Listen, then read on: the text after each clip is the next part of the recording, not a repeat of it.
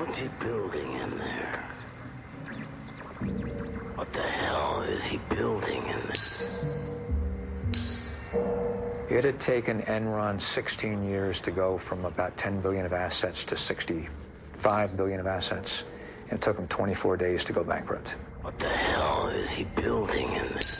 This company collapsed so quickly and so entirely. I mean, it was into bankruptcy within a matter of weeks. It just immediately had all the makings of a gigantic scandal. He's hiding something from the rest of us. The fatal flaw at Enron, if there is one, you say it was pride. But then it was arrogance, intolerance, greed. So many of them were blinded by the money, that they didn't see that they were sinking their own lifeboat. We have a right to know.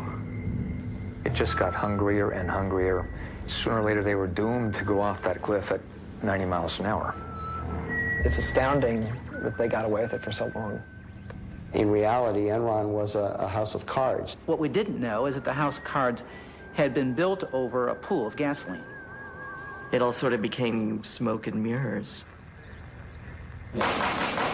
Committee will come to order. This is a case of America's largest corporate bankruptcy. The question here is what happened, who was responsible for it happening, and what can we do to prevent this sort of thing from happening again? I think the Enron story is so fascinating because people perceive it as a story that's about numbers, that it's somehow about all these complicated transactions. But in reality, it's a story about people, and it's really a human tragedy.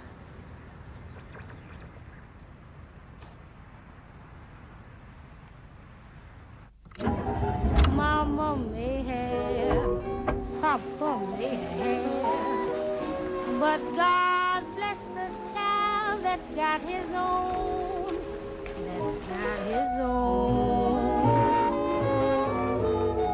Yes, the strong gets more while the weak ones fade. Empty pockets don't ever make the grave.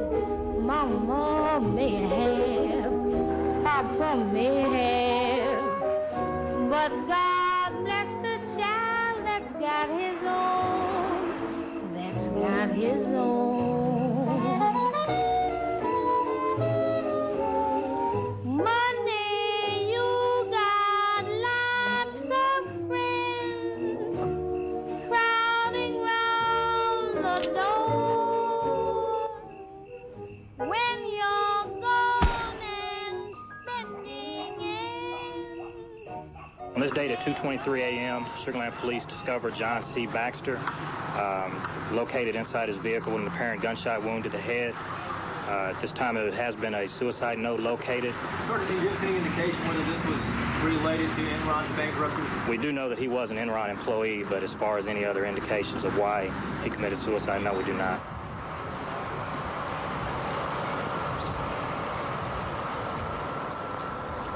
Mr. Skilling, let me touch on something that's sort of sad, and that's, of course, the suicide of Cliff Baxter. And you mentioned he was your best friend in your opening statement. Before he died, did you have many conversations with him? Yes. And were any of them relative to Enron? Yes. There's no one that knew Cliff toward the end that didn't realize that he was heartbroken by what had happened. And Cliff came over to my house, and he said, they're calling us child molesters. He says that will never wash off. But, Mr. Skilling, you don't believe that. I don't believe what?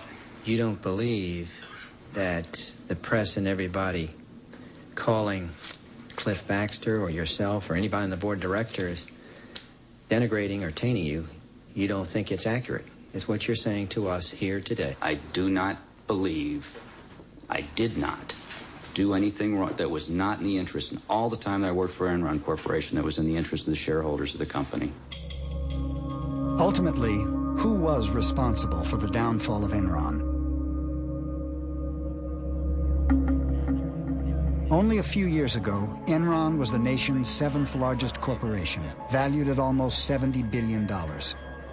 Pundits praised the company as a new business model. This trading floor was manned by America's best and brightest, charting the futures of energy and power. And high above, each with a private staircase, Ken Lay and Jeff Skilling had built their own plush staterooms. They were known as the smartest guys in the room, captains of a ship too powerful to ever go down. In the Titanic, the captain went down with the ship. In Enron, it looks to me like the captain first gave himself and some friends a bonus, then lowered himself and the top folks down in the lifeboat, and then hollered up and said, by the way, everything's going to be just fine. Like Skilling, Ken Lay said he hadn't done anything wrong. Word with you real quick, we'll see you later. Really not this morning. Thank you. Beyond the financial issues, some suspected a political conspiracy. Enron had been the largest corporate contributor to the first presidential campaign of George W. Bush. This is not a political issue. It is a business issue. You know, Enron had made contributions to a lot of people around Washington, D.C. And if they came to this administration looking for help, they didn't find any. To say no help here is like I did not have political relations with that man, Mr. Lay. What about the fact that George W. Bush calls Ken Lay Kenny Boy? That's my nickname for my husband, which he overheard. So it wasn't original with the president? It certainly wasn't. According to published reports, your husband earned about $300 million in compensation and stocks from Enron over the last 4 years. What happened to all that money? It's gone. It's gone. There's nothing left. This is the shredded evidence that we got that came out of Enron. We very quickly determined that the insiders had sold off $1 billion of their stock in the preceding several months. Did you convert stock worth $66 million? I don't know, but I don't. Would that be surprising to you to learn that you did that? No, that would not be surprising. Mr. Fasto got only $30 million in stock proceeds from Enron, but he took another $30 million out with his side deals. I think there was just an immediate sense of outrage at Lay and Skilling and Fastow when people realized how much they had profited and how completely artificial the appearance of this company had been. News of shredding at Enron raised more questions. What answers were lost in the torn documents? 20,000 employees had lost their jobs. $2 billion in pensions and retirement funds had disappeared. Was Enron the work of a few bad men or the dark shadow of the American dream?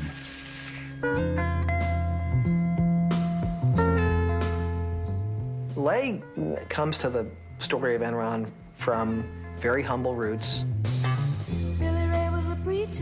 My father was a Baptist minister, and he was ordained a Baptist minister while I was very young, probably 2, 3 years old. Ken Lay was a Baptist preacher's son in a family that had been poor all its life.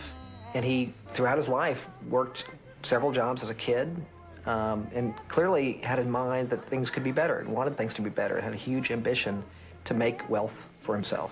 He told a story later about sitting on a tractor, dreaming about the world of business and how different it could be from the way things were for him and his family. Lay was a PhD in economics, and he became very early on a real apostle for deregulation. He was way ahead of the curve on this. He was thinking about energy markets that would be deregulated, and in particular, a natural gas industry that was shackled by regulation. And he pushed aggressively in Washington to change all of that. Who could ever reach me was the son of a preacher man. In Washington, Lay became part of a new crusade to liberate businessmen from the rules and regulations of government. Government is not the solution to our problem. Government is the problem. The societies which have achieved the most spectacular, broad-based economic progress in the shortest period of time are not the most tightly controlled, not necessarily the biggest in size, or the wealthiest in natural resources. No, what unites them all is their willingness to believe in the magic of the marketplace. That old black magic has me in its spell. The magic power of deregulation pushed Ken Lay to found Enron in 1985. Through a merger of vast networks of natural gas pipelines, Lay thought Enron would be poised to take advantage of the government's decision to let gas prices float with the currents of the market. Ken Lay had a view of deregulation from the standpoint of all the money that he thought could be made. Ken Lay wasn't alone. A couple of Texas oilmen shared his views on how to get government out of the energy business. I think they could sort of understand each other. It was, professional courtesy between a sidewinder and a timber rental snipe. Lay was closer to the father, but while he was governor of Texas, George W. Bush was only too happy to make phone calls for Ken Lay. This absolutely has no precedent. This is by far and away the most important major relationship of a presidential family with a single corporation in American history. When Rich Kinder, one of Enron's executives, left the company, Lay arranged for a video Valentine. Rich, I've been asked to think of one thing I could say to you on your departure from Enron, and it'd be this. Don't leave Texas. Well, Rich, you have been fantastic to the Bush family. I don't think anybody did more than you did to support George. And, of course, at this stage in my life, and Barbara's too, that's what really matters, your family and your friends. Early on, George Bush Sr. helped secure billions in government subsidies for Enron International, and he helped promote Lay as deregulation's ambassador at large. Enron is a company that deals with everyone with absolute integrity. We want people to leave a transaction with Enron thinking that they've been dealt with in the highest possible way as far as integrity and truthfulness. He always wrapped himself in the cloak of moral rectitude. But there was one episode early on that raised questions about whether he was actually walking the walk. This was the Enron oil scandal, also known as the Valhalla scandal. While you were at Arthur Andersen, were you involved in an investigation at a company called Enron Oil? Yes, I was. The issue with the company in 1987 involved the misappropriation of monies by two traders. In 1987, two oil traders made bets for Enron on whether the price of oil would rise or fall. Oil trading is like gambling. Sometimes you win, sometimes you lose. But Enron Oil always seemed to win, much to Ken Lay's delight.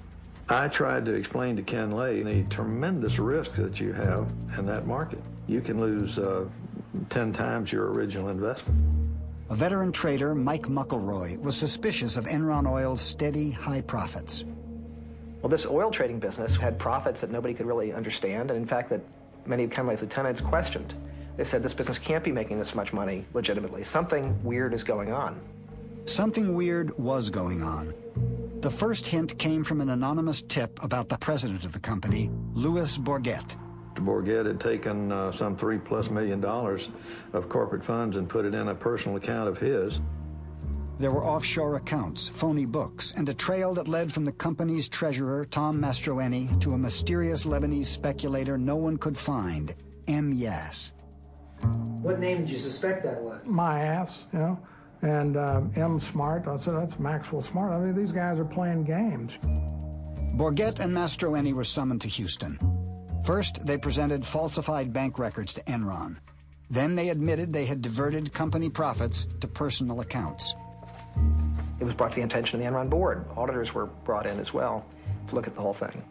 At the board meeting, the auditors told Lay that Bourget and his traders were manipulating earnings, destroying daily trading records, and probably gambling way beyond their limits. The next day, we found out that Lay's decision was to basically change nothing as far as the operation's concerned, and the reason he gave was that this was the only part of the combined company that was making any money, and that he could not, kill the golden goose. The traders weren't fired or even disciplined. Instead, Enron sent a telex to Bourget. Please keep making us millions. Instead of reducing Enron's risk, Lay encouraged his traders to gamble more. But then, their luck changed. 2 months later, I got this panic call that they had drawn down $90 million in the previous 5 days. And what we could do is just try to find out what kind of gorilla we had loose up there. Muckleroy hopped on the next plane to New York. He knew Mastroeni had another set of books, and he would do whatever it took to get them.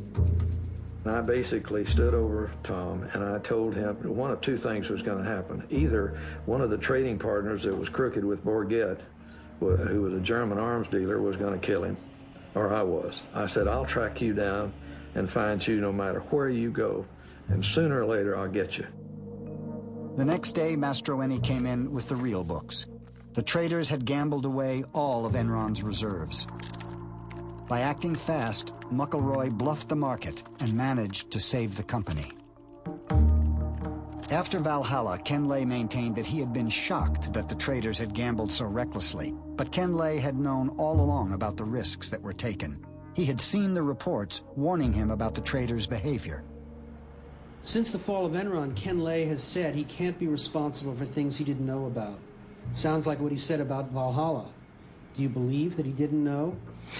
I can answer only for one. I can answer for Valhalla because Ken Lay did in fact know about this thing because I had told him myself. The auditors adamantly told Mr. Ken Lay that the two rogue traders should be fired.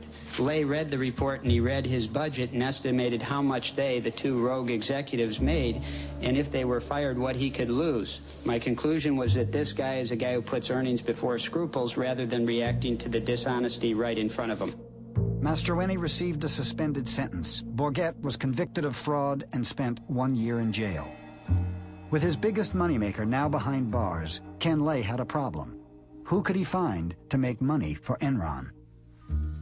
Every year, every day, every week, you have to come up with new ideas.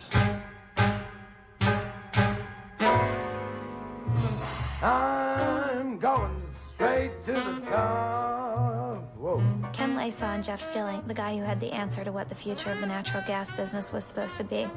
Ken Lay is also a guy who considers himself a visionary, and he liked other people he thought of as visionaries. He liked people with big ideas, and Jeff Skilling was a person with the biggest ideas of all. Jeff Skilling's biggest single idea was to find a new way to deliver energy. Rather than be bound by the physical flow of the pipeline, Enron would become a kind of stock market for natural gas. It was a magical new idea. Transform energy into financial instruments that could be traded like stocks and bonds. So that was the one good idea. In 1992, using that good idea, we became the largest buyer and seller of natural gas in North America. Jeff was like the prophet. He came in and said, there's a whole new world out there. Forget about this pipeline stuff, you know, the stayed pipeline in the ground and gas in and gas out. We can recreate this entire industry. An attorney from Vinson & Elkins, Amanda Martin was one of the first executives hired by Jeff Skilling and became part of his inner circle. The excitement was palpable. You cannot imagine how proud we all were to be there. And then, of course, we had a leader who imbued us with a sense of confidence that if we were smart, anything could be accomplished. And in the bottom line, we began to make money. And that in and of itself was a reaffirmation that this could be big.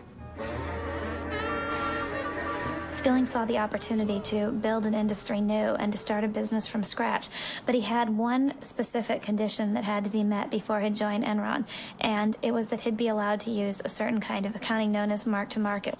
Arthur Andersen signed off and the SEC approved it.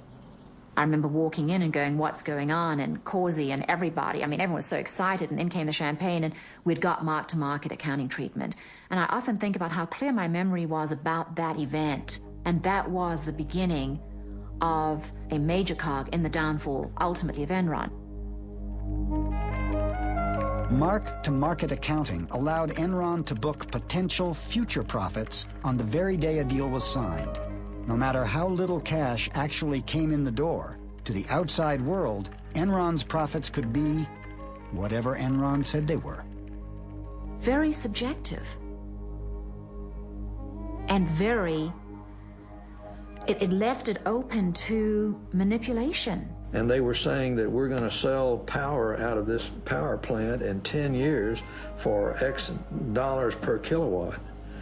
And there was no way anybody could prove that they could do it. Well, hey, good Rich, morning. how are you? Finally, Good to great, see you. Jeff. Yeah. Good Morning, to see Rich. you, Todd. Sit down. We've been working hard on this, and we've really pulled out all the stops. Look what we got.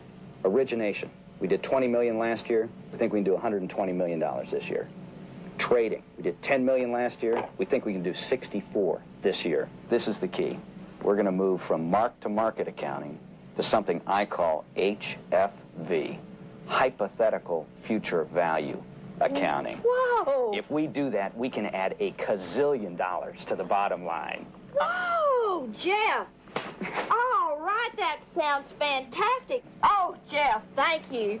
That's just superb performance. And you're going to go far, my boy. Probably president of the company one day. You think so? I think. He really believed that the idea was everything, and that when you came up with an idea, you should be able to book the profits from that idea right away. Because otherwise, some lesser man was taking the profits from the idea that some greater man had come up with in the past. When Jeff Skilling applied to Harvard Business School, the professor asked him if he was smart.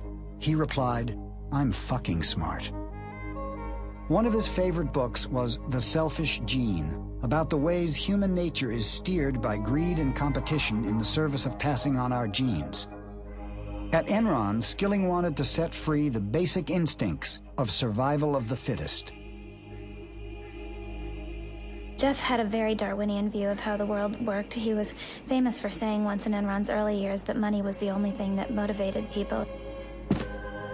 Skilling's notion of how the world should work really trickled down and affected everything about how Enron did business. He instituted a system known as the PRC, or Performance Review Committee. It required that people be graded from a 1 to a 5, and roughly 10% of people had to be a 5, and those people were supposed to be fired. Hence, this came to be known as rank and yank. I personally am convinced that the PRC process is the most important process that we conduct as a company. I've never heard of a company yet that would be successful terminating 15% of their people every year just to satisfy the fact that the other employees had to vote on them.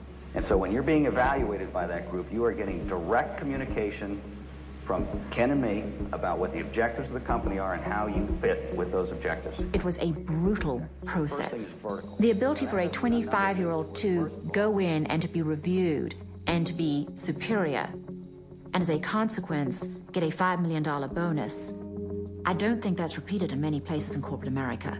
Our culture is a tough culture. It is a very aggressive culture. 8 million on new deals. At Enron, no one was more aggressive than the traders. If I'm on the way to my boss's office to argue about my compensation, and if I step on somebody's throat on the way, that doubles it, well, I'll stomp on the guy's throat. You know, that's how people work. On the trading side, we got to be the biggest, baddest house in town.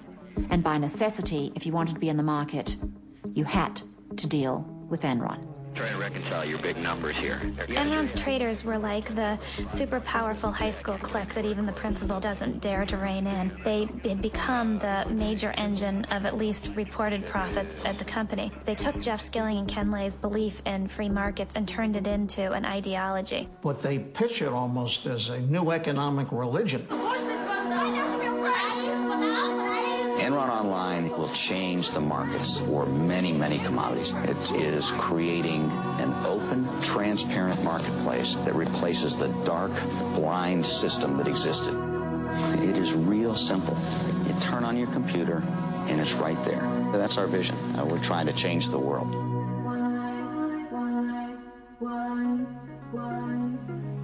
I think Jeff Skilling had a desperate need to believe that Enron was a success. I think he identified with Enron. He proclaimed at one point, "I am Enron." The other thing about people at Enron is a lot of them were former nerds, and including Jeff Skilling. He had been paunchy, he had big glasses, he losing his hair, and Jeff Skilling one day kind of woke up and decided to change himself. And he started working out, lost a lot of weight, but he really did remake himself through sheer will and force of personality. When Jeff got LASIK on his eyes, everybody at Enron got LASIK, so nobody was wearing glasses. I think Jeff Skilling is really a tragic figure in a classic sense of the word. He's a guy that people describe as incandescently brilliant, but he's also a guy who is radically different than he at times portrays himself. He's portrayed himself as somebody who has very tightly monitored risk. In reality, he's a gambler. He gambled away huge sums of money before he was 20 years old by making wild bets on the market. So Jeff Skilling, risk was glamorous. He was a huge risk taker. He actually talked about wanting to go on trips that were so perilous that someone could actually die. This manifests itself in trips that Jeff Skilling led for a small group of friends and customers. A core cadre of Enron guys used to go on these wild adventures. Andy Fastow would go, Ken Rice would go. The trips were legend. You know, we can sit and think about what strange insecurities they were trying to overcome, but it made them feel good as men. And they took a particularly memorable trip to the Baja, 1,200 miles in very rugged terrain in Mexico. This is a trip where people crashed bikes. Ken Rice was on the trip, and he busted a lip and required a bunch of stitches. People broke bones. One guy flipped a Jeep and almost got killed. Those sorts of stories at Enron became legend, and it fed the whole macho culture of the place.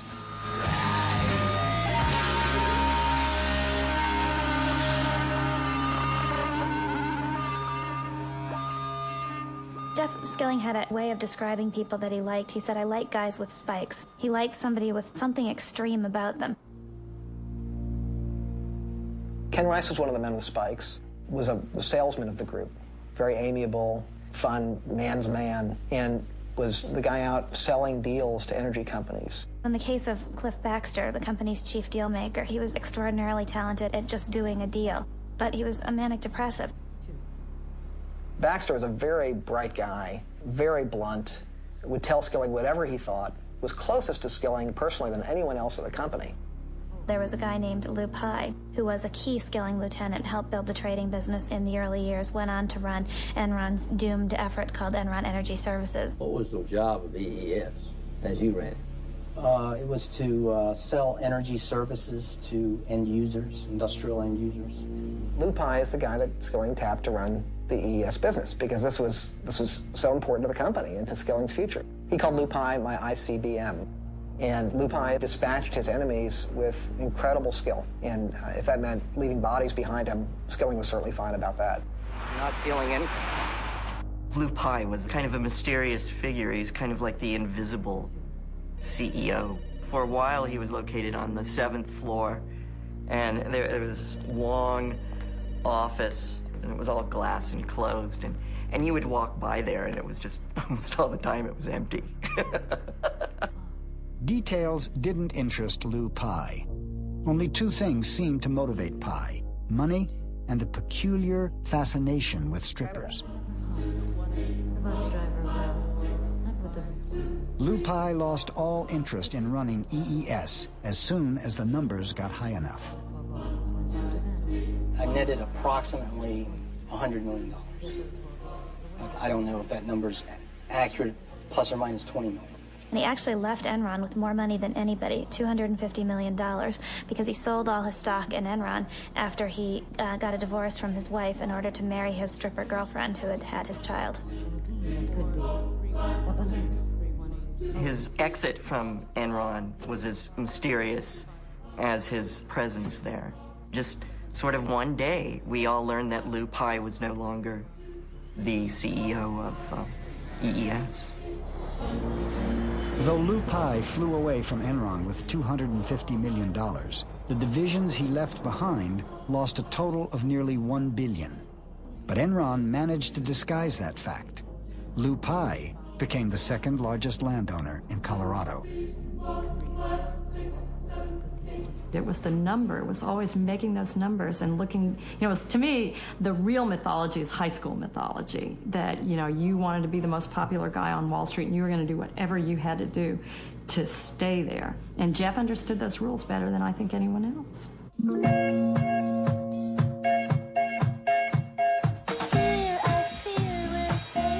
Americans are making a lot of money in stocks. The stock market soared to near record highs yesterday. The stock market continued its bull run Thursday. The Dow rose at nearly 61 points. Even the person with very little disposable income all of a sudden began to play in the stock market because nobody could fail, because stock prices were just going up and up and up. Another day, another record. And the internet and technology stocks just going wild. Gained more than 100 points to close at 7,895.81, the highest finish ever.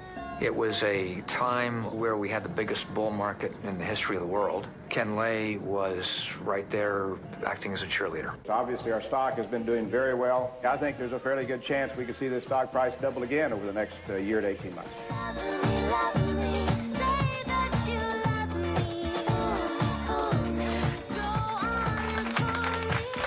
Enron Enron mounted a campaign to capture the hearts and minds of stock analysts. The natural gas stocks include Enron. We're never satisfied, and I don't want us to ever be satisfied with the stock price. It should always be higher. Enron posted a 30% jump in second quarter profits as web-based trading boosted its wholesale energy business. The game was played on Wall Street in such an established way throughout the 1990s. As long as a company met or exceeded the analysts' projections for quarterly earnings per share, the stock went higher.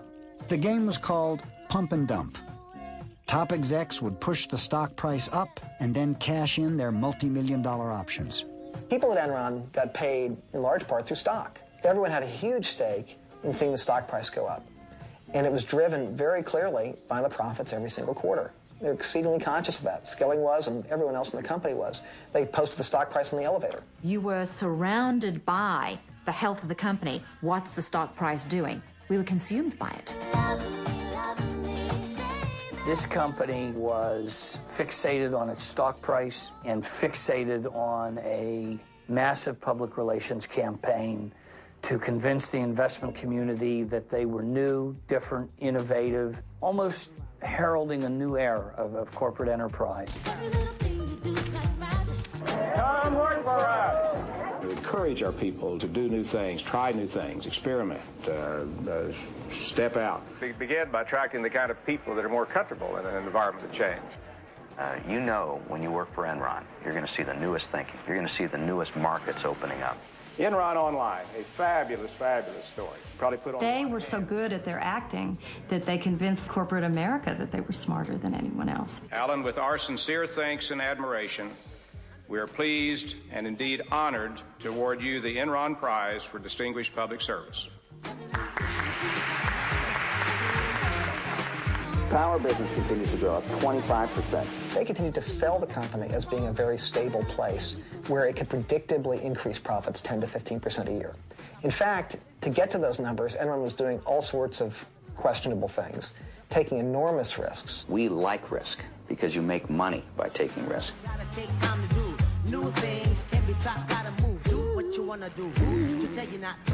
By all accounts, Enron was soaring. But in reality, profits weren't going up. They were headed in the opposite direction. Enron had vast natural gas operations all over the world. They had cost billions to build, and most were performing terribly.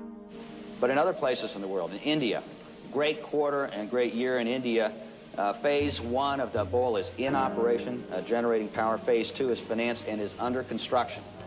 My experience indicated there were certain places that you assiduously stayed away from, and one of them, as an example, was India. They built this power plant in India. Nobody else would do that at the time. They were terrified of investing in India. Enron did it, and did it in a big way. But Enron had failed to see something basic. India couldn't afford to pay for the power Enron's plant produced. Now, Dabhol is a ruin. Though it lost $1 billion on the project, Enron paid out multi-million-dollar bonuses to executives based on imaginary profits that never arrived. Where was the real money going to come from? Of course, the pressure was enormous. You had to come up with the next idea that would break through. Failure was not an option. A flurry of buyouts in the corporate world. The biggest, Enron, announcing a buyout of Portland General. The merger with PGE put Enron in the electricity business, and Portland General's position on the West Coast gave Enron access to the newly deregulated market of California. The merger, we think, it uniquely positions us to ultimately become the largest marketer of electricity and natural gas at both the wholesale and retail level nationwide. What brought all this on was with deregulation. They said that we would not survive unless we joined forces. Enron, I'd never heard of them until they were going to buy us. They slid in here, and when they purchased PGE, all the PGE stock became Enron. Just went through, stamped every one of them. I looked around me, and all the guys that were buying all this Enron, they were doubling their money. And that whole time since then, I put the maximum I could into my 401 and savings. Portland General, again, good earnings and cash flow. It's what they call in Wall Street a trust me story. People that had been gas pipeline workers that for decades kept all their money in the company because they thought it was as traditional and safe an investment as it had always been, and it wasn't anything close to that. Should we invest all of our 401k in Enron stock? Absolutely. Don't you guys agree?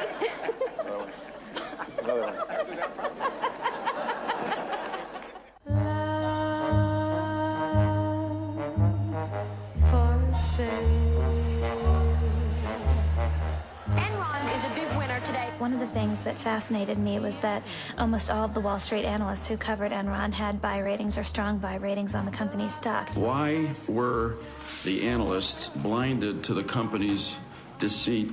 We relied on the information that was available at the time. I trusted the integrity of the company's certified financial statements and the representations of the company's management. And we've been absolutely upfront with the analysts. Jeff Skilling was the critical component in creating the Enron illusion. Time and time again, when we had a question to the sell-side analysts that they couldn't answer, the response was, I'll give Jeff a call. I'll run this by Jeff. By giving Jeff a call, the analysts weren't analyzing at all. They were willing to believe virtually anything Enron told them.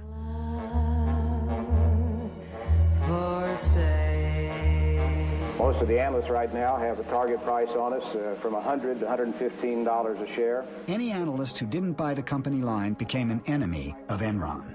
Enron's CFO, Andy Fastow, had his eye on John Olson, one of the only analysts skeptical of the Enron story. Enron loved analyst strong buy recommendations. Merrill was informed by Fastow, either you get somebody who is on board with us and has a strong buy recommendation and loves us at the same time, or we don't do any business with you.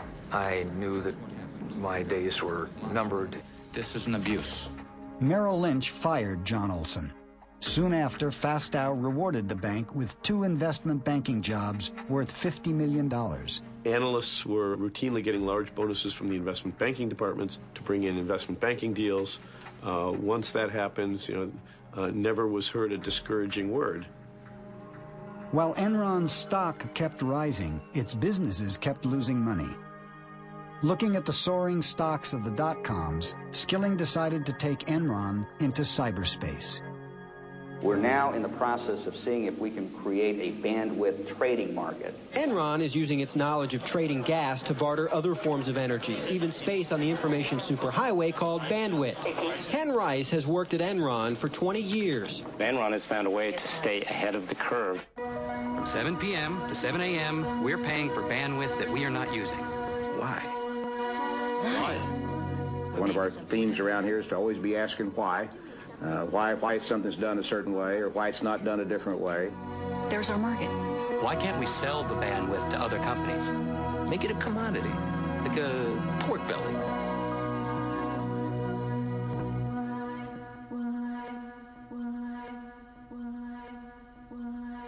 Just last week, Enron captivated Wall Street with its bold move into broadband, teaming up with Blockbuster to deliver movies on demand.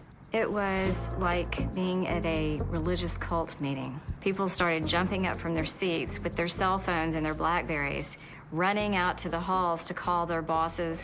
One analyst summed up his recommendation to investors in one word: wow. Enron's stock soared 34% in 2 days. And you can tell from the response in the stock market that they like the strategy. It makes sense. They announced that they had developed the technology. It would be in test markets by the end of the year. And the technology works. The quality is great, and the customers like it, so we've made a lot of progress. The truth was that Enron was just struggling with the technology for video on demand. The technology didn't work, and the deal with Blockbuster soon collapsed. But with the magic of mark-to-market, Enron used future projections to book $53 million in earnings on a deal that didn't make a penny. By the end of the year 2000, Enron was running out of ways to make the broadband business look successful. They'd tried every trick in the bag to try to create the illusion of a business where there was none, and the people who were working there were getting increasingly desperate. The executives started selling their stock. By Enron's collapse, Ken Rice had sold $53 million. Ken Lay had sold $300 million. Cliff Baxter, $35 million. Jeff Skilling, $200 million. As the fraud is perpetuated, all the various lies and artifices begin to convince the ringmaster, if you will, himself, that it's this own bizarre reality. That in fact, the fraud is the reality. The perception is the reality. And as long as you can keep the perception going on, it really isn't a fraud. Let's talk about bandwidth trading. What about weather options or futures? How is that market developing? Yeah, we have a market in weather.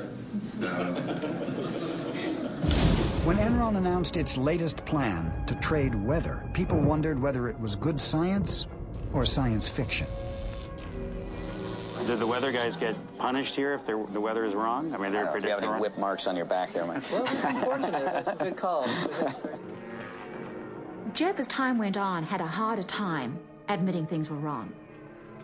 And I have to believe that, you know, when the lights went out at night, he knew what was coming.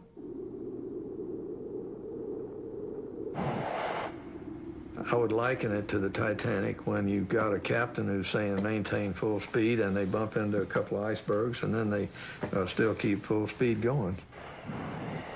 And the captain of this ship, Enron, he ignored all the warning signs, and there were plenty of them. And the captain of the ship was? Kenneth Lay.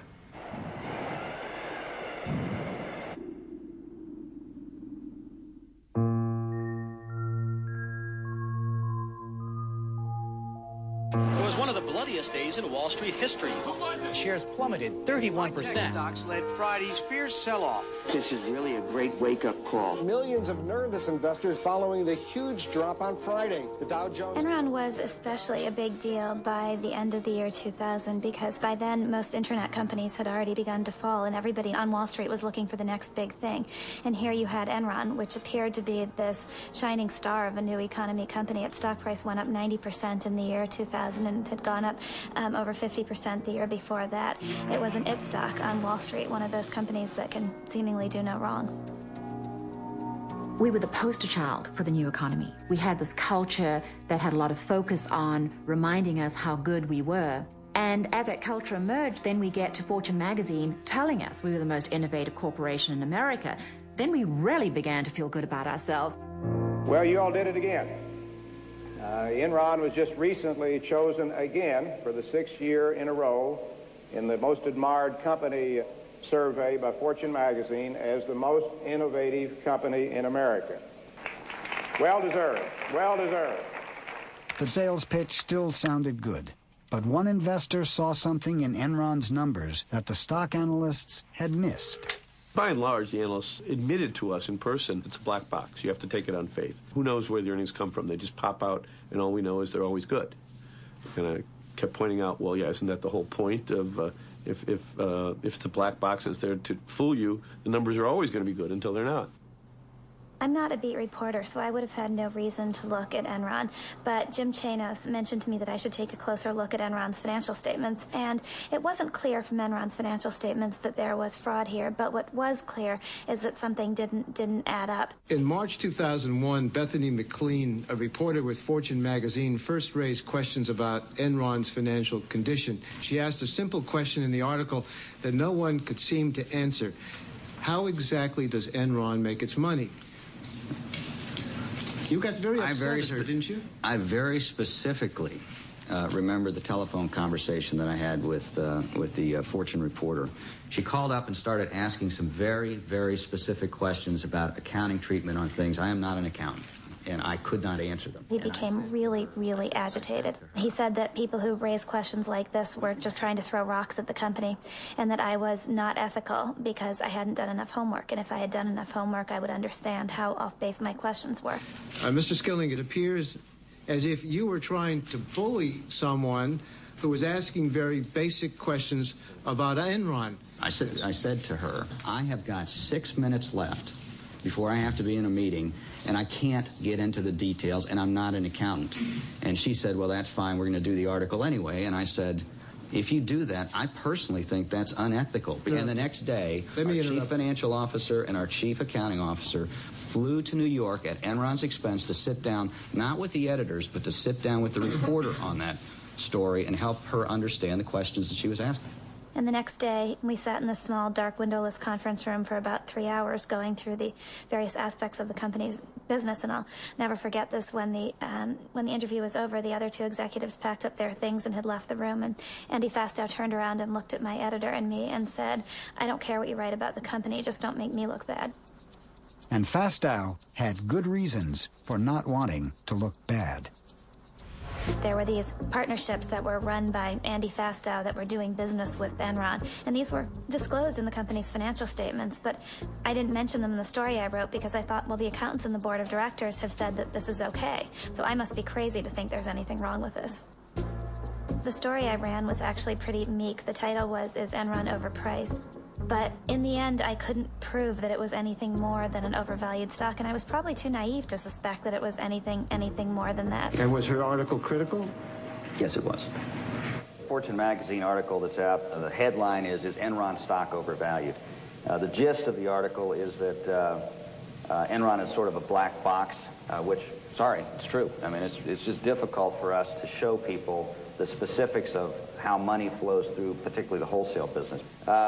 The entire reason that this analysis was done by Fortune magazine is because Business Week had a favorable article about Enron the week before. And there's this competition that the news magazines have, where if one says something good, the other one has to come and find something bad. So I think that was kind of the genesis of it. So the criticism, I think, is kind of ridiculous. When Bethany McLean at Fortune started analyzing cash flows, and she had this wonderful article saying, take a look at first quarter, second quarter, third quarter, and end of year cash flows.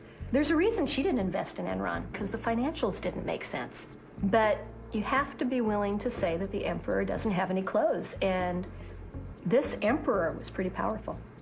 We are going to unveil this morning a new corporate vision. Okay, you ready? 1, 2, 3. How's this? It's really hard to know when Enron first crossed the line into outright fraud, but there isn't any doubt about who the guy was who led them there. It was a protege of Jeff Skilling's by the name of Andy Fastow.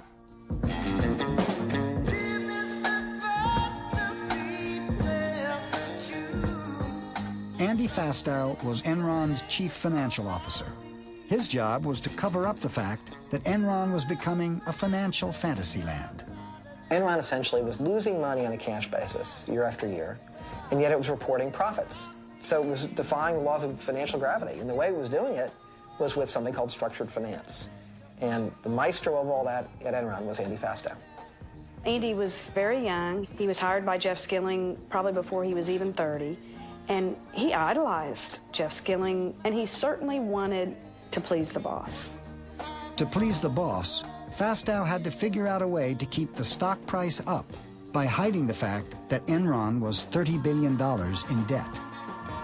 People pressured by the need to keep the stock price up begin to cheat a little bit, but then the next quarter comes along and you have to cheat a little more to do the new cheating to make up for the old cheating. And before long, you've created a momentum that now you can't stop. Fastow created hundreds of special companies to perform a magic trick, prop up Enron's stock by making its debt disappear. To outside investors, it looked like cash was coming in the door. In fact, Enron was just stashing its debt in Fastow's companies where investors couldn't see it. It was black magic. It really was. You were pulling some rabbits out of a hat.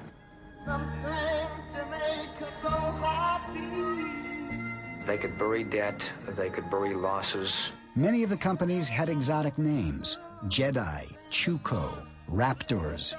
LJM was Fastow's most ambitious creation. It would work magic for Enron, and it would allow Fastow to conjure $45 million for himself. Instead of $450 million in equity, we only invested. Andy, in many ways, was someone we all knew didn't have a strong moral compass.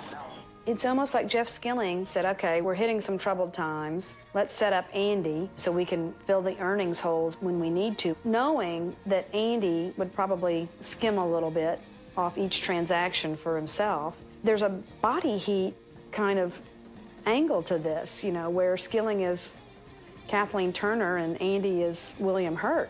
You know, in the end, he got suckered into helping all the executives meet their earnings, What I wish, in retrospect, I wish I'd never heard of LJM. Is it your contention that you knew of it and it was appropriate? Arthur Anderson and our lawyers had taken a very hard look at this structure, and they believed it was appropriate. But if the theory is that Fastow went rogue somewhere deep in the jungles of Enron and was the sole agent of the apocalypse, I just don't buy it. Skilling, Lay, and the Enron board had signed off on Fastow's LJM funds. They saw the benefits of letting Fastow do deals with himself. It is in Enron's best interest because Enron needs the capital, number one. In a secret videotape that surfaced after the bankruptcy, Fastow can be seen selling LJM to a group of Merrill Lynch bankers. He pitches them on the benefits of investing in a fund that only buys assets from Enron. Remember, I'm not selling the assets to myself. They own the assets, they're selling them to LJM too.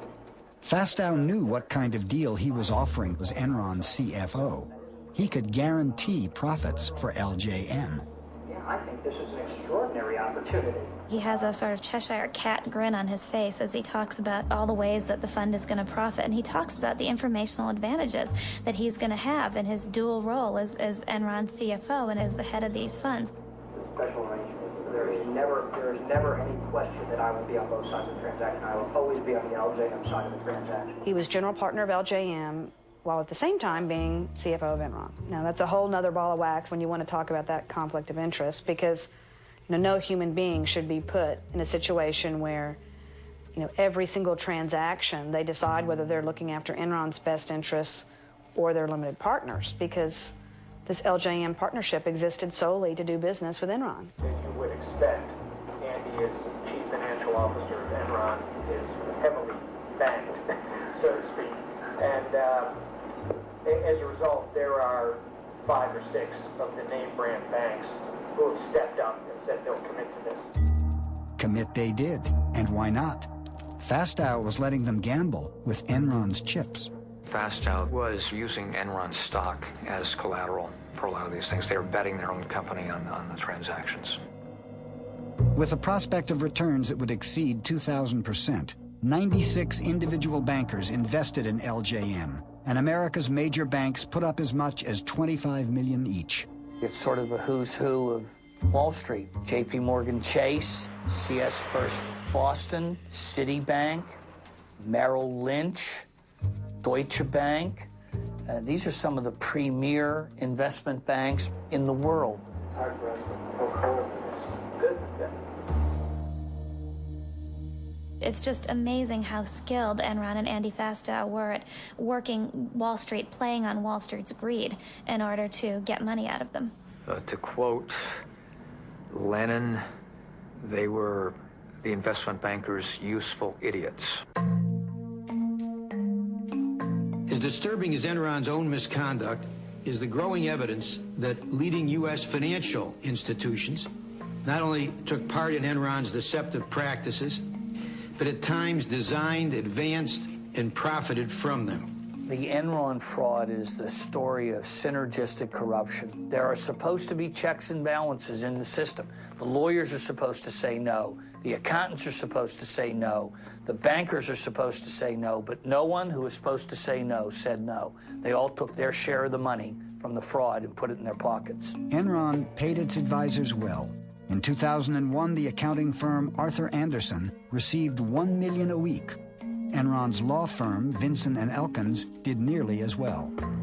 Everyone had their hand out at the table. They were all being paid, and as long as Enron continued, they received their fees. They were a part of the process. So it's hard now to say, oh, we didn't know anything. Had we known then what we know now about Enron's practices, we would not have engaged in these transactions with Enron. The facts that we now have come to light about Enron, however, were not known at the time. I believe that the Citigroup professionals involved with these transactions acted in good faith. I'd like you here to look at one Citi email, Exhibit 333I. The email trail here is all too lurid. Oh, for instance, one email I remember where the banker writes, Enron loves these deals. They produce cash, but they don't have to show the debt on the balance sheet. Now, a high school student can figure out that the banks were all knowing participants in this wrongdoing. Merrill Lynch assisted Enron in cooking its books by pretending to purchase an existing Enron asset when it was really engaged in a loan. The accounting sham involved the sale of an interest in 3 Nigerian barges. Nigeria is a long way from Manhattan, yet for some reason toward the end of the fourth quarter in 1999, Merrill Lynch suddenly decided to buy 3 Nigerian power barges from Enron. Nigerian power barges have nothing to do with Merrill Lynch's business. It was a blatantly illegal transaction. It was just taking the barges, getting them off Enron's books, having Merrill Lynch, if you will, warehouse them for 5 months, and then buying them back. Mr. Martin, you've testified here today that there was no guarantee, and you said that under oath. Here's a document saying that the head of your whole division here was going to confirm that understanding.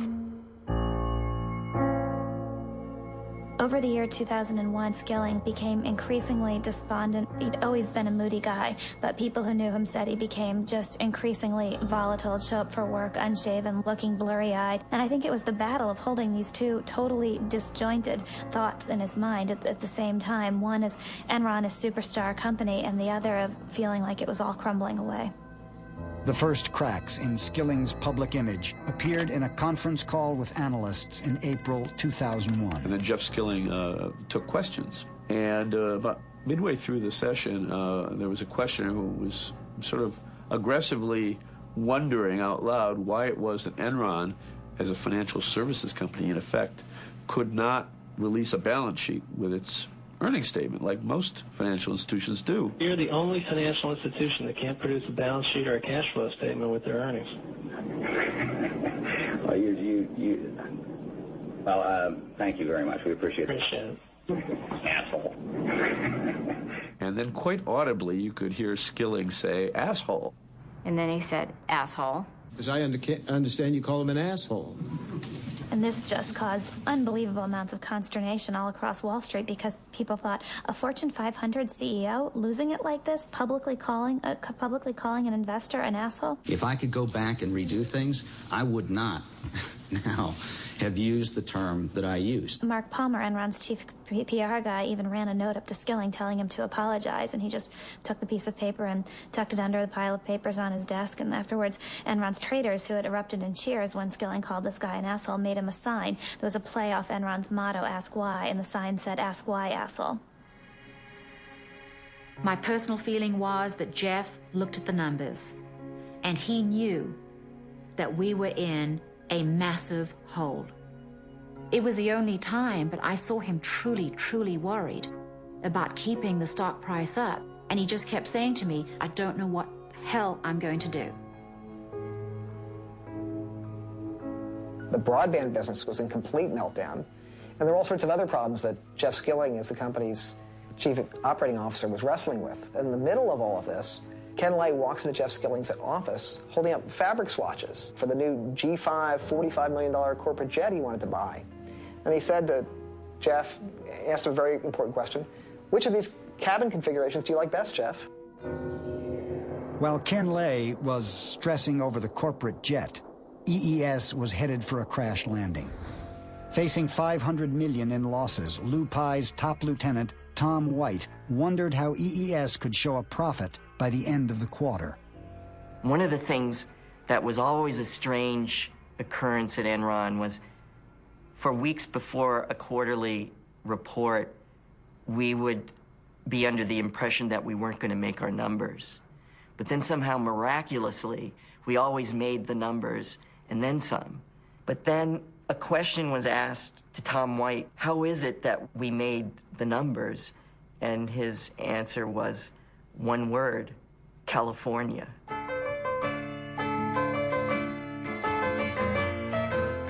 California, here we come. The first clues to Enron's new strategy hit California with a jolt. It started at noon, rolling across the state. Sacramento, San Francisco, Beverly Hills, Long Beach, San Diego. 26,000 miles of California power lines, enough to circle the earth. But for the second day in a row, not enough electricity for America's largest state and the world's 6th largest economy. The first thing we heard about this energy crisis is, well, our lights are going to go off in the middle of winter when we're using half the electricity we normally use during the summer. The Bay Area got hit by not one, but 2 rolling blackouts. We only need 28,000 to 30,000 megawatts in December. We have an installed capacity in California at the time of 45,000 megawatts. Plenty of power to meet our electric demand. Of course, we had blackouts in December. The people who control California's power grid say once again they're worried about having to black out the northern half of the state. When the rolling blackouts started in California, there was definitely a lot of excitement in the air. It was something new. It was something that hadn't been encountered before. It was, how is this event going to affect the price of power? Controlled rotating outages are being implemented. I knew that there was illegality going on. I could feel it, I could smell it, I could sense it, and there was no other explanation. Because the numbers just didn't add up. We had enough power in California. It was never about lack of supply. When I ran for governor in 1998, not one human being asked me about electricity. This thing kind of came out of the woods as far as I was concerned, and I was trying in the early days to learn what was happening, how we could fix the problem. California was selected by Enron as the prime place to experiment with this new concept of deregulated electricity. Reducing electricity costs is only one benefit from choice and competition. In 1996, under pressure from energy companies, Governor Pete Wilson and the California legislature passed a bill allowing for the deregulation of electricity.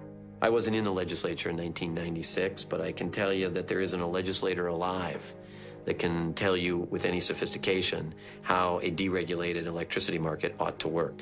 Not a one. California's deregulated system was a bizarre compromise between legislators and free market advocates. The rules were complicated and hard to follow.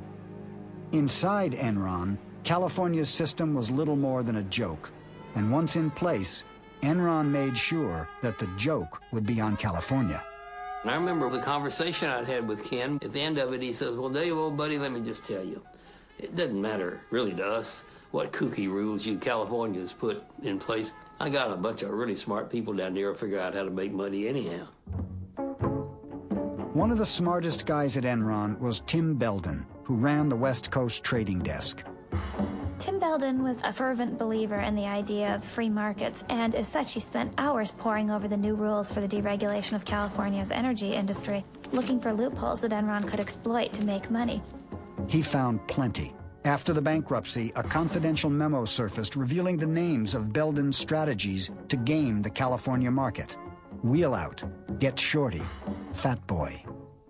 Recently, audio tapes of the Enron traders were discovered. What do you want to call this project? I have a catchy name for that. How about, something friendly like Death Star?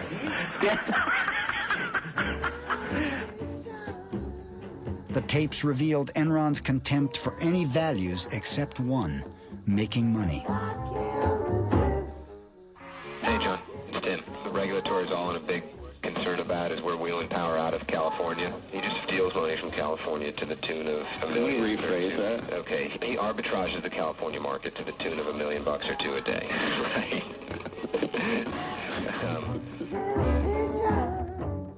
An arbitrage opportunity has been defined to me as any opportunity to make abnormal profit. So an abnormal profit would be returns above and beyond the norm. I was told that a good trader is a creative trader, and a creative trader is a trader that can find arbitrage opportunities. One of those opportunities was called Ricochet. I'll see you guys. I'm taking mine to the desert. In the midst of the energy shortages, Enron traders started to export power out of the state. When prices soared, they brought it back in. So we fucking export like a motherfucker. You're getting rich. Trying to. Traders would stay after a 12-hour shift and pore over maps of the Western energy grid. What are the permutations and combinations of ways to move power around the West? And I think that that's something that Enron knew better than any other energy marketer in the country, period. We know all of the California imports. We know all of the California load. We're getting pretty spoiled on with this money. You said you were getting a little scared. We're making a little too much, and I tend to agree with you. These are two traders, Traders. This is what they say. What we did was overbook the transmission line we had the rights on and said to California utilities, if you want to use the line, pay us. By the time they agreed to meet our price, rolling blackouts had already hit California, and the price for electricity went through the roof. Did you have any knowledge that this was happening? The only thing that I'm aware of, Senators, there was a difference of opinion on the rules of the independent system operator. It was just set up. The rules weren't quite clear. We have traders here from Enron who were saying they did something wrong, but you don't see anything wrong. I have one last question, and then I am done. Traders soon discovered that by shutting down power plants, they could create artificial shortages that would push prices even higher. Hey, this is David up at Enron. There's not much demand for power at all, and if we shut it down, could you bring it back up in 3 or 4 hours? Oh, yeah. Why don't you just go ahead and shut her down then, if that's okay? Okay. When you see 2 or 3 energy companies with 30, 35% of their entire capacity down for maintenance on a single day, and as a result, the price of electricity skyrocketing 300 or 400%, and then a week later someone else does it up in Northern California, you begin to believe something's not smelling right here. I want you guys to get a little creative, and come up with a reason to go down. Like a forced outage type thing. Right. Those guys, at the flip of a switch, could just yank the California economy on its leash whenever they wanted to, and they did it, and they did it, and they did it, and they made so much money. The heart of it is that an industry that went for 100 years, from the days of Edison, built the best electrical system in the world, sold the power at reasonable prices to consumers, and was very reliable, was all of a sudden turned into a casino. These strategies made some money for Enron, but the real money was made by betting that the price of energy would go up.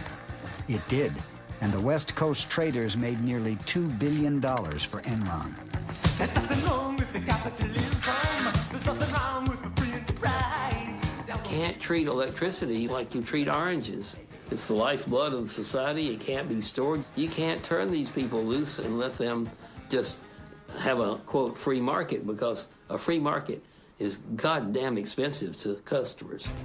There would be ample supply available at the right fucking price. Oh, sure there would. It wasn't just Enron. Every company traded according to the rules that California put up there. And where's the future of Enron? And we're fucking making $500 million for Enron. Can you believe that? Yeah. We'll definitely retire by we're 30. We're talking about a commodity that normally trades in the $35 to $45 range. High prices are when it gets in the 50s or $1,000. Prices aren't going to stay at $1,000 forever. It weeds out the weak people in the market. Get rid of them, and you know what? The people who are strong will stick around. The Enron traders never seem to step back and say, wait, is what we're doing ethical? Is it in our best long-term interests? Does it help us if we totally rape California? Does that advance our goals of nationwide deregulation? Instead, they sought out every loophole they could in order to profit from California's misery. Temperatures in California are hitting higher than 100 degrees, fueling wildfires and fears that California's strained power grid could once again near collapse. What's happening? There's a fire under the core line. It's derated from 45 to 2100. Burn, baby, burn. That's a beautiful thing. I was never comfortable on the trading floor at Enron. And if I had questions, I didn't ask them because I didn't want to know the answer. I didn't want confirmed what I suspected might be true. That what I was doing was in fact unseemly, or was at least unethical, if not worse. Why did the traders do what they did? Was it their multi-million-dollar bonuses? Or had Enron found a way to exploit the darker side of human behavior? In the early 60s, Stanley Milgram tried to figure out what characteristics there were of evil people. Was there an evil strain, or could normal people do really bad things? And so he set up this experiment. In the experiment, he had an actor playing an experimental subject and a real experimental subject. You want to step right in here, learner, and have a seat there? They went into this room, and he had an experimenter say, and we're going to see if mild electric shocks will help people memorize lists. Incorrect.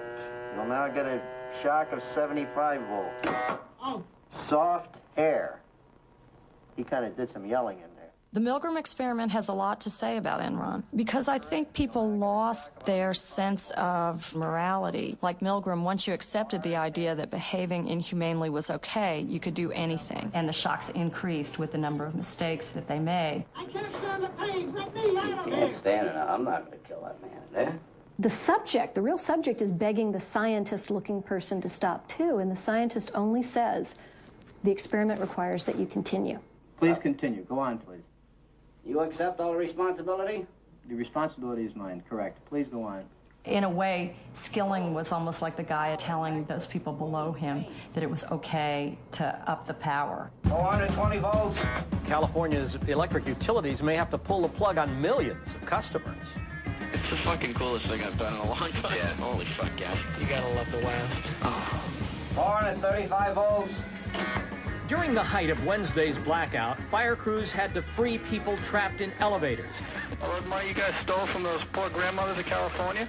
Yeah, Grandma Millie, man. But she's the one who couldn't figure out how to fucking vote on the butterfly ballot. Now she wants her fucking money back for all the power you charged right up her ass. 450 volts. Yeah, they're out there having fun in the warm California southern. We must continue. Go on, please. You're going to keep giving, what, 450 volts every shot now? That's correct. Continue. It's kind of hard to say, well, we should be, we shouldn't do this even though it's allowed because, I mean, that's what we do. Right. The best thing that could happen is fucking an earthquake, let that thing float out to the Pacific and put them fucking candles. 450 volts. Milgram's discovery was disturbing. 50% of the subjects were willing to shock to the death, so long as the commands came from a seemingly legitimate source. Yeah, they're out there having fun in the warm California southern.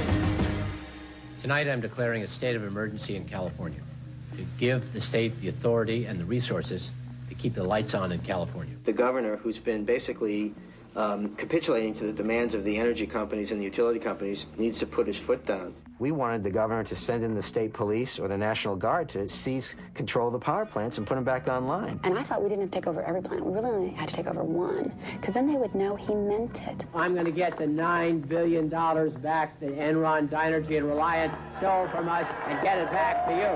Despite what the people in California think, Enron's making money despite California, not because of California.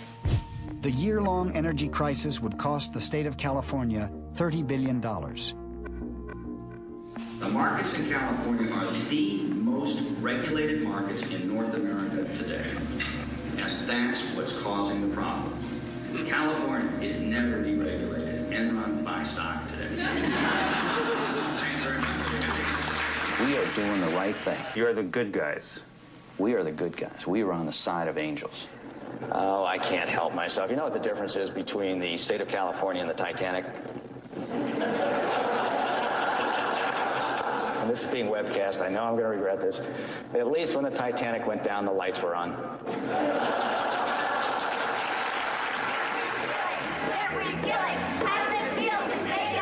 A top executive at one of America's biggest power companies received a raucous welcome in San Francisco tonight. Protesters heckled Enron CEO Jeffrey Skilling outside and inside during his appearance at the Commonwealth Club. One of the protesters even brought a blueberry pie and delivered it herself. $132 million is what he made.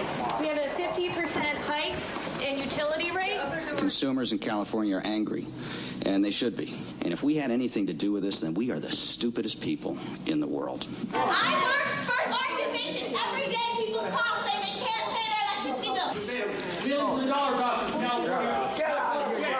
When the tidal wave of public anger started to grow, Ken Lay flew out here and convened a meeting of friends, and I guess he had a little more foresight than we did. He invited Arnold Schwarzenegger, brought them together at the Peninsula Hotel, and had a lunch meeting. The notes from that meeting really still have never surfaced, but we know that Ken Lay's pitch was, we've got to stay the course with deregulation, and the market will correct itself and everything will turn out fine.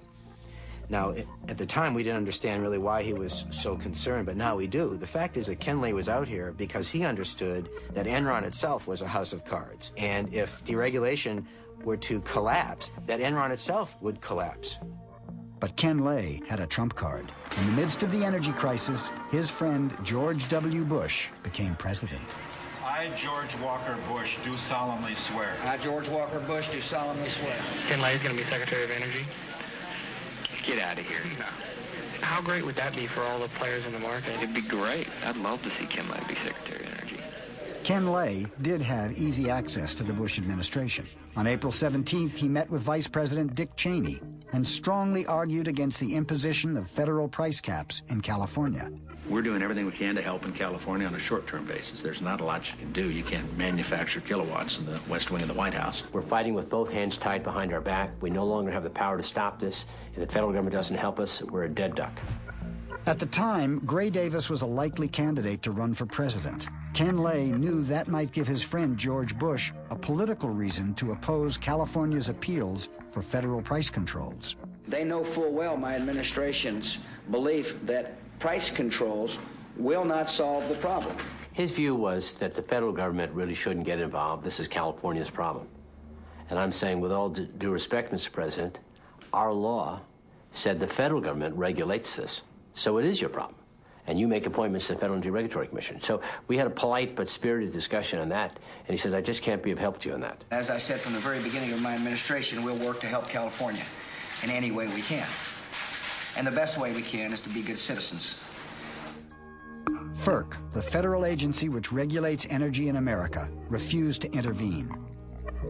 What was FERC doing, and why was it not taking action? The chairman of FERC was Pat Wood, the man Ken Lay had personally recommended for the job. It was easy for FERC to do Enron's bidding because all they had to do was do nothing, which they did very well. Federal regulators are being pressured to act by the now Democratic-controlled Senate, where hearings... A Democratic Senate forced FERC to impose regional price caps. That ended the energy crisis, but not the political one. Did Ken Lay and George Bush have a political agenda to blame the energy crisis on Gray Davis? Hello? It's one of those only in California stories. The state's unpopular governor, Gray Davis, beset by an ailing economy and a $38 billion budget deficit, faces possible recall. And rumored as a possible replacement for Davis, movie star Arnold Schwarzenegger. The Terminator? We'll see whether he's back or not. Gray Davis has terminated opportunities, and now it's time we terminate Gray Davis.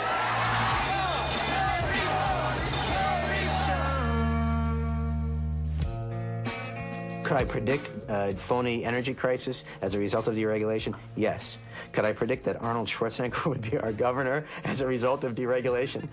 Never would have come up with that. That's like a bad science fiction movie. Apparently we have all been wrong. It is pronounced California. Ladies and gentlemen, the governor of the great state of California, Arnold Schwarzenegger.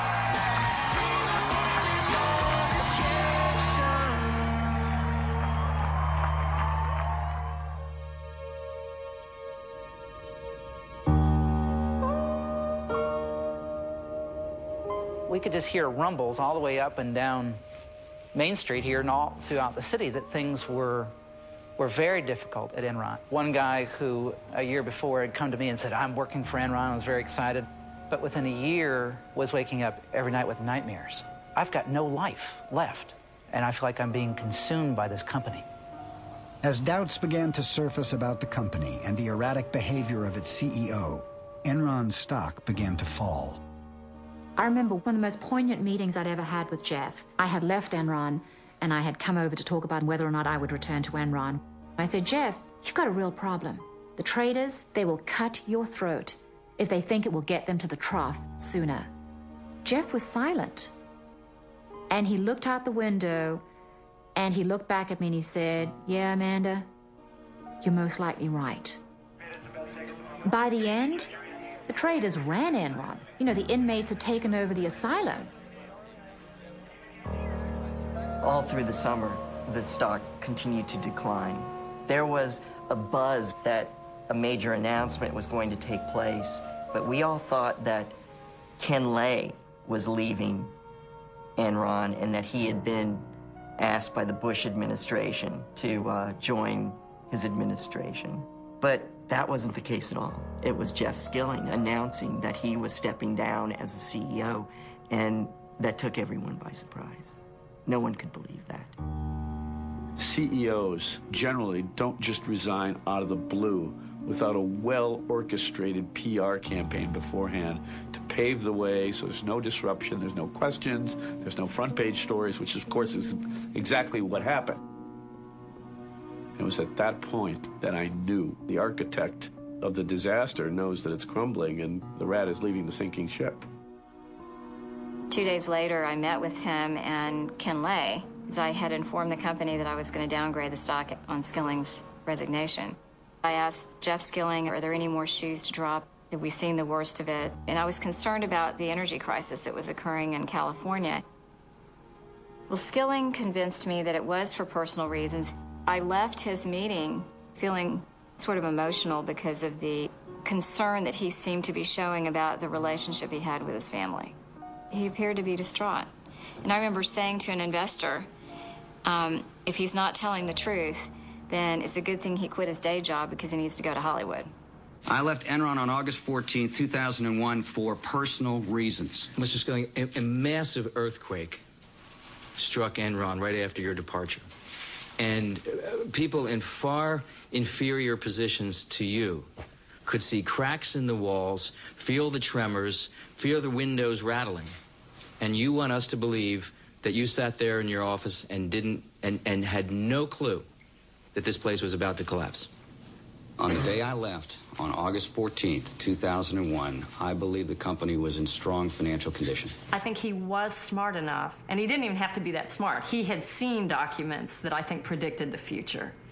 I think he was smart enough to think, I can get out now, and this company isn't going to collapse for a year, maybe a year and a half, so I won't get the blame. It was working fine when I left, guys. After Skilling resigned, Enron's chairman, Ken Lay, took over as CEO.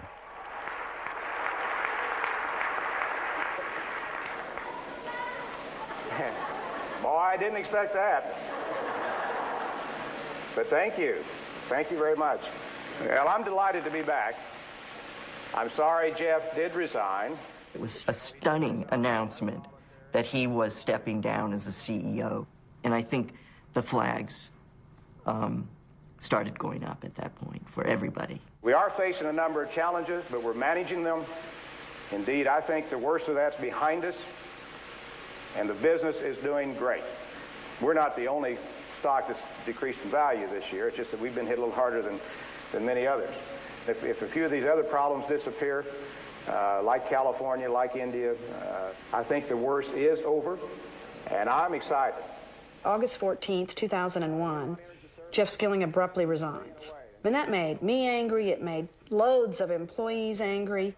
I mean, there was a real sense of betrayal by the employees. I mean, this was, you know, Jim Jones feeding us the Kool-Aid and then deciding not to drink it himself. The day after Skilling resigned, Sharon Watkins sent a letter to Ken Lay. We will begin with Ms. Watkins. I am Sharon Watkins. Would you identify your counsel for the committee? Yes, my counsel is Mr. Philip Hilder. When you hear the story for the first time, it's unbelievable. What Sharon was telling me was more than accounting irregularities as such. I mean, it was a massive fraud of enormous proportions. In mid to late June of 2001, upon the resignation of Cliff Baxter, I went to work directly for Mr. Fastow. It has evolved to the corporate crime of the century. I was highly alarmed by the information I was receiving. What Sharon Watkins discovered began the unraveling of Fastow's complex partnerships. Andy put me in charge of this asset listing, and there were about a dozen assets that had been hedged with one of Andy's entities, the Raptors. And so I was working with a spreadsheet, and, you know, the math just didn't add up. It didn't make sense to me. I mean, accounting doesn't get that creative. You know, I couldn't believe that Arthur Andersen had signed off on it. I couldn't believe that so many people were going along. Behind Fastow's partnerships were enormous guarantees of Enron stock. Fastow had gambled Enron's future on the hope that its stock would never fall. My first reaction was that I should warn Ken Lay. The day after Skilling left, I sent this one-page anonymous letter.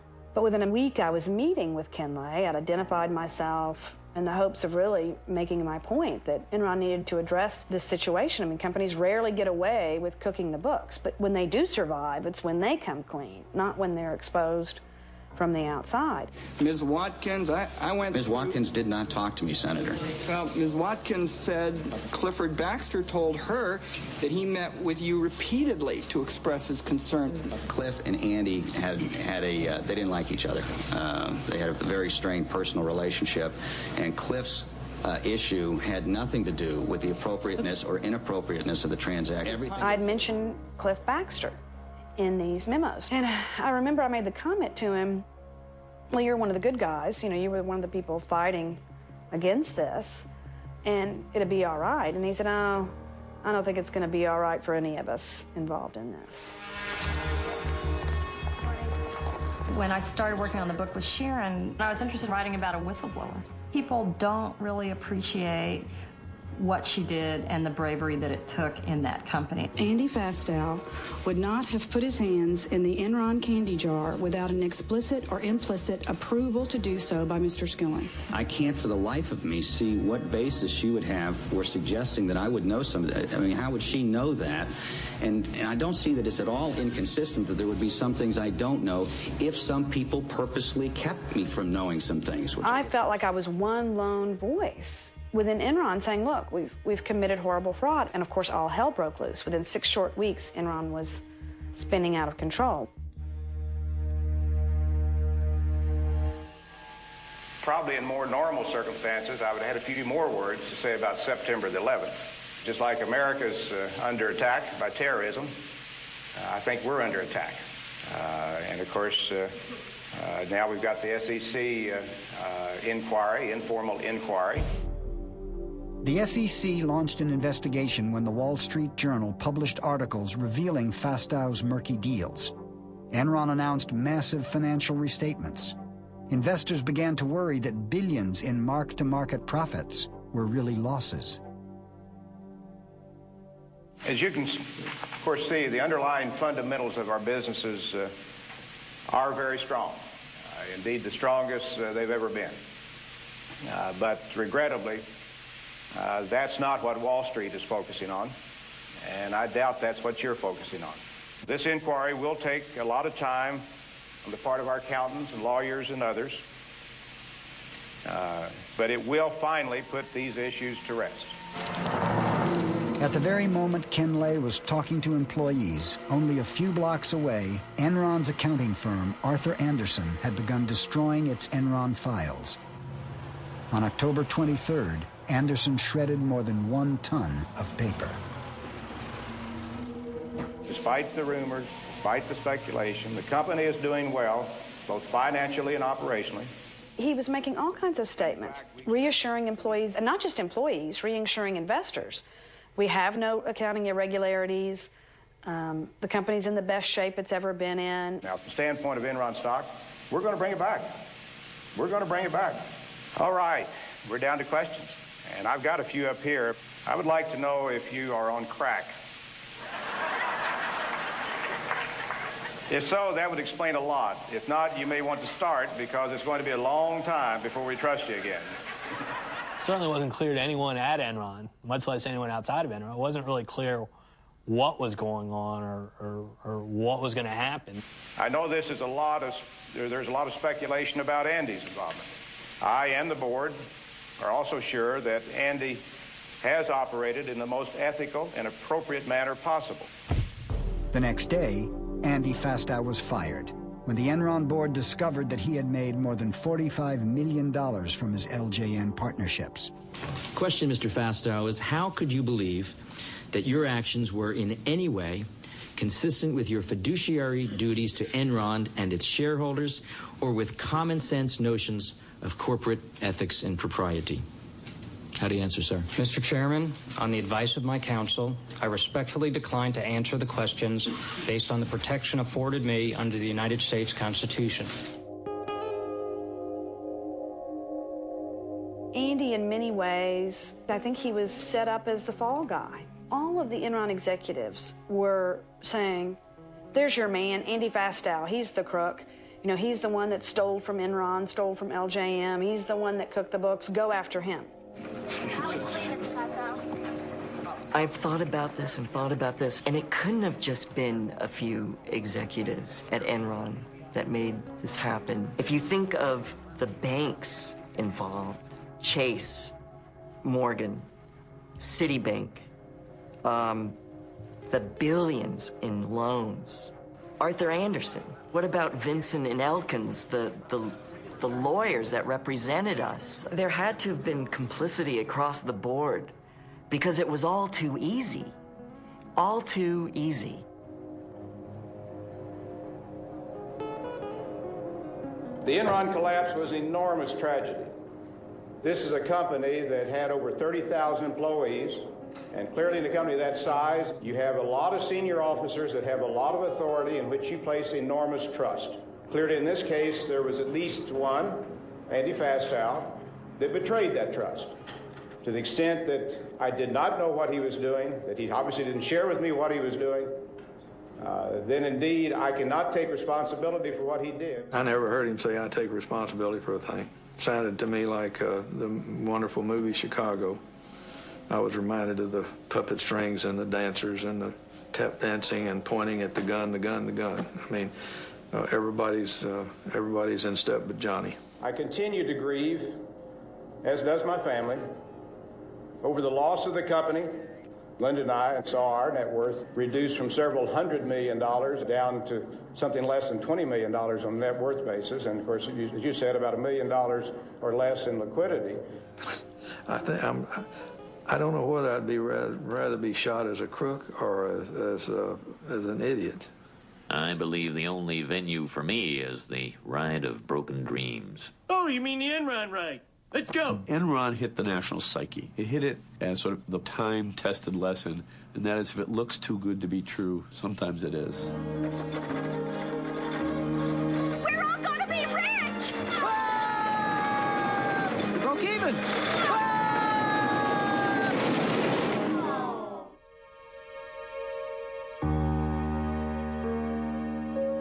It is my belief that Enron's failure was due to a classic run on the bank. Don't look now, but there's something funny going on over there at the bank, George. I've never really seen one, but that's got all the earmarks of being a run.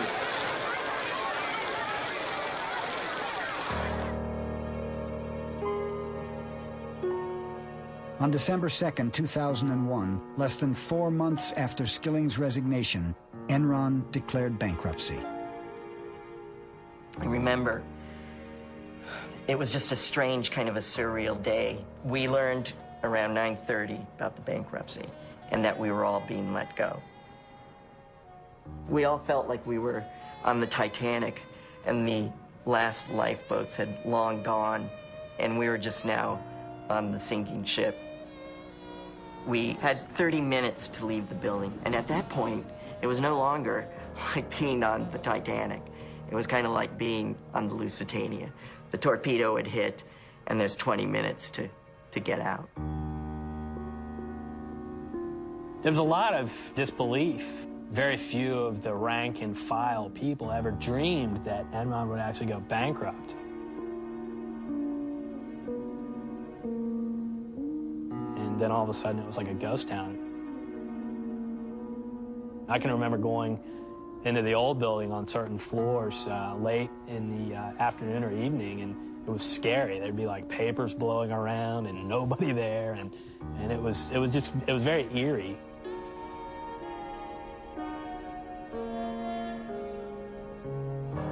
Mr. Skilling, your opening statement was extremely compassionate to the employees, and I want to show you a tape, and I believe we have it ready to go.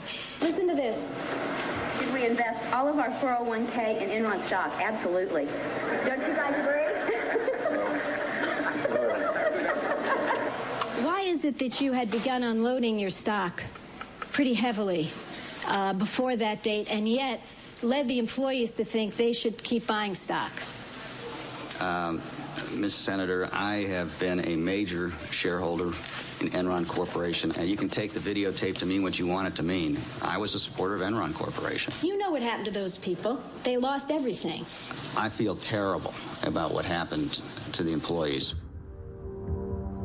Well, at one time, things were really rosy for us, and we all had some really nice-looking 401ks and pensions, but it peaked, and then it just started going down, and it went lower and lower and lower. The peak, I had about $348,000, and I sold it all for $1,200. Was what I got for it when it was done. While Enron's stock was plummeting, the retirement accounts of Enron's rank-and-file workers were frozen. We were frozen out of our accounts. It was right about $32, I believe. And over that time, from when it was frozen to when it opened up, I think it went down to 9. And we could not access it. And what came out later that was so bad was the fact that Ken Lay and Skilling and all the top people were moving their money then, but we couldn't. The insiders had sold off $1 billion of their stock. Compare that to the lineman who worked for a state-owned utility company for most of his life, put away money each month, and what's he have to show at the end of the day for his years of hard and decent labor? He gets a big goose egg. And Pi is out in Hawaii somewhere with $350 million in the bank.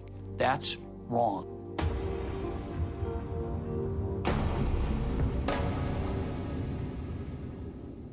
There's still, to this city, a layer of anger and upset. I am still doing counseling 3 years later with some families. With some of those who are most reflective, it's gone to a deeper layer. And they are looking at the corporate culture itself in this country. You know, you can gain the whole world, and all the trinkets and all the trophies of the world, the corner office, and all the perks. And you really can lose your soul in the midst of this. On January 25th, 2002, 7 weeks after the Enron bankruptcy, Cliff Baxter committed suicide.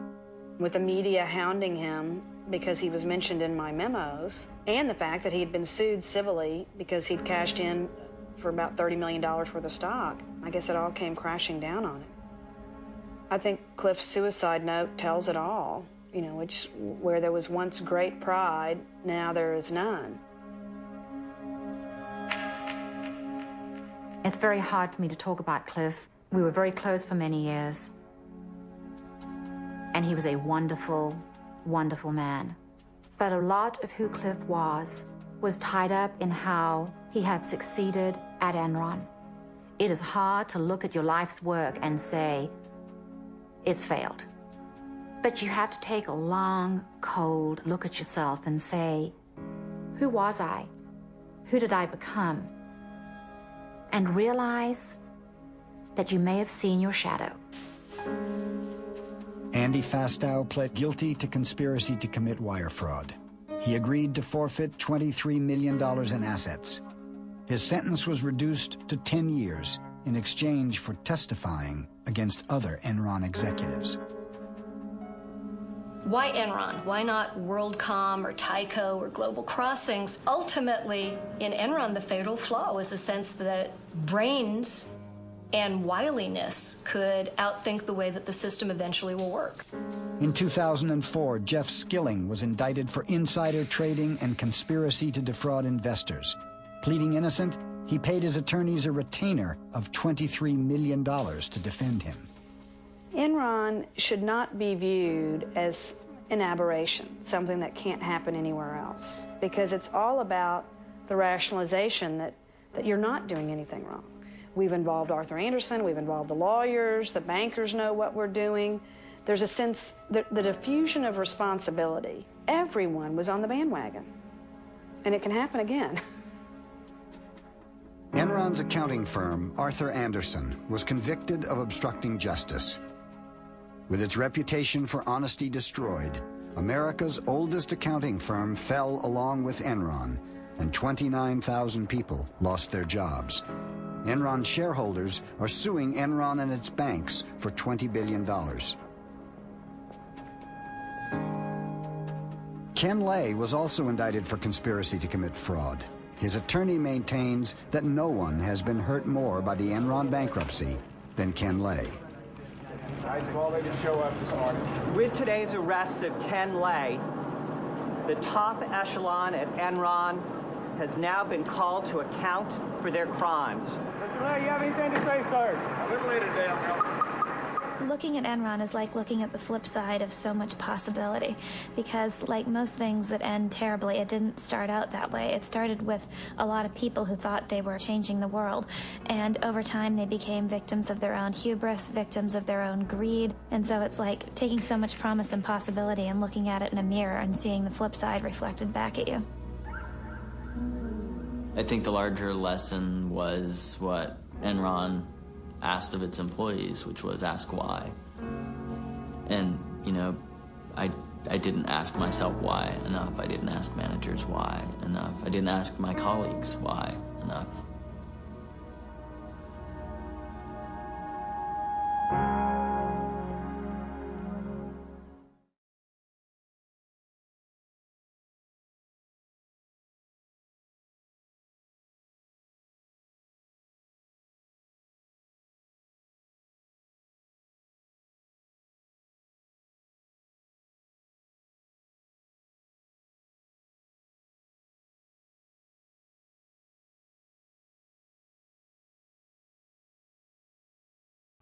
Sell your heart to the top and baby for a buck, for a buck. You're looking for someone to pull you out of that ditch. You're out of luck, you're out of luck. Ship is sinking, the ship is sinking. The ship is sinking. There's a leak in the boiler room. The poor, the lame, the blind. Who were the ones that we kept in charge? Killers, thieves, and warriors. God's away, God's away, God's away on business, business. Taking up the tape, the shovel and the pick. It's a job, it's a job. Money moon rising with the plague and the fun. Doing the mob, doing the mob. It's all over. It's all over. It's all over. And there's a leak in the boiler room. The poor, the lame, the blind. Who are the ones that we kept in charge? Killers, thieves, and lawyers. God's away, God's away, God's away on business, business.